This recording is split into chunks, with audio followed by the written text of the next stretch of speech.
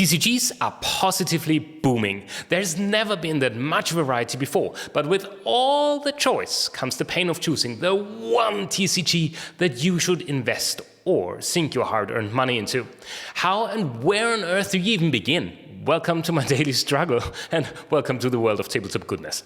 Today, I want to introduce you to a kind of mental framework that I use to decide which TCG I start next. But can it really be that easy? I honestly don't know. So let's find out, and let me know in the comments down below how you decide.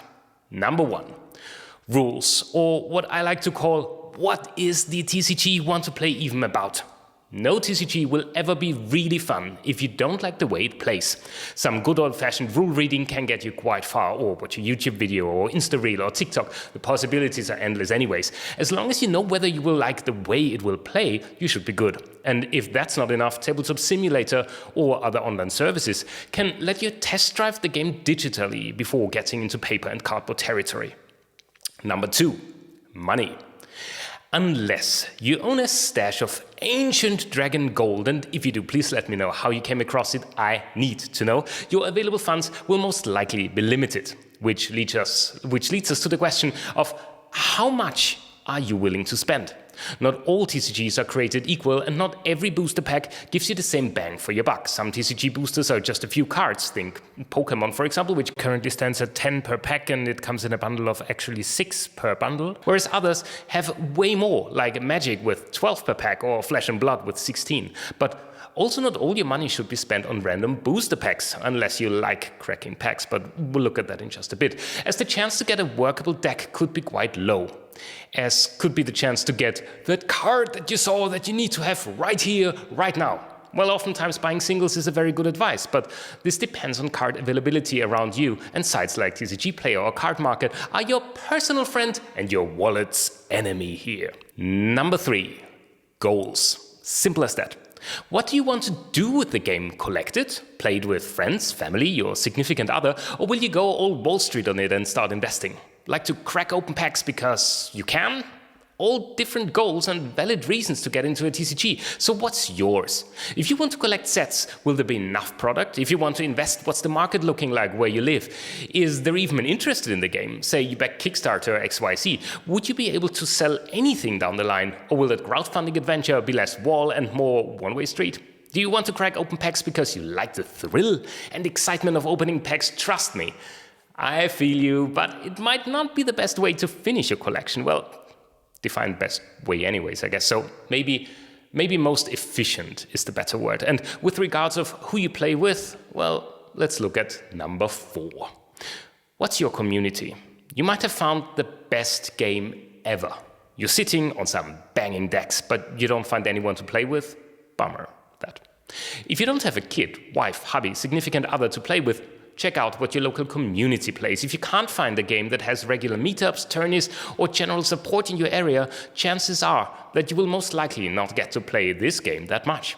Are you a person that likes to play competitive? Check out games that have active and accessible tournaments like Magic, Flesh and Blood, Pokemon, etc. There's also a constant shift as to what's popular as well, and stores might give other games a try as well, thinking about games like Sorcery, Altered, or even Disney's Locana, right? Number 5. Again, money is what a big surprise. It's a big topic, I know. So say you bought 100 boxes of some rare first edition TCG print, aged like fine wine, and you want to build wealth with it, right? How do you predict the future and future interest? Crystal ball or some statistics? Some games are riskier and more volatile than others. Are you prepared to basically lose your investment, which is potentially a good way to look at the topic when it comes to TCGs in general? If not, find something that has at least some kind of proven track record. Some sets of games are more stable than others. Alpha editions, for example, might be a better long-term investment than the most recent printed-to-demand edition of an unheard-of game. But it might also be your unicorn. At least try to make an informed decision. And number 6 is theme. Do you like sci-fi? Fantasy? Anime girls? Sci-fi fantasy waifus? If you don't like Star Wars as a movie or series, you might not want to play a TCG set in the Star Wars universe. You don't like to tap lands for mana? Well, Magic might not be your thing then. You like to play your most favorite anime in TCG form? Maybe Weiss Schwartz will require your attention. But again, think about community. Even if you have a group of people to play with, Do they want to play cards with tanks reimagined as girls, or do they want to collect cutesy creatures, right? So number 7 is when to stop. When do you have enough? Is enough even a thing, or will you just go on? I got some games that I wanted to get a few cards of. Yeah, so I thought, right? Binders are stacking, packs are cracking, played games are lacking. If you can decide on how far you want to take things, your wallet, time, and sanity. Well, thank you. This also depends on the release schedule of the game, right? So of them, some of them actually release 1 to 2 sets per year, Sorcery, for example, and some feel like there's a new product every other day. Yeah, Magic, I'm looking at you. Oh, and the beauty of everything I said is that once you decided for a game, you might need to decide on the formats you want to play it in. Draft, sealed, commander, tournament, good old classic deck building. How much time do you have at hand? And what are even the differences? This is surely a topic for another day and another video. And lastly, if you really want it despite everything that might speak against it, feel free to ignore everything I said and still get it. At the end, it's all a game and we do love them. Here, there, and at Tabletop Goodness.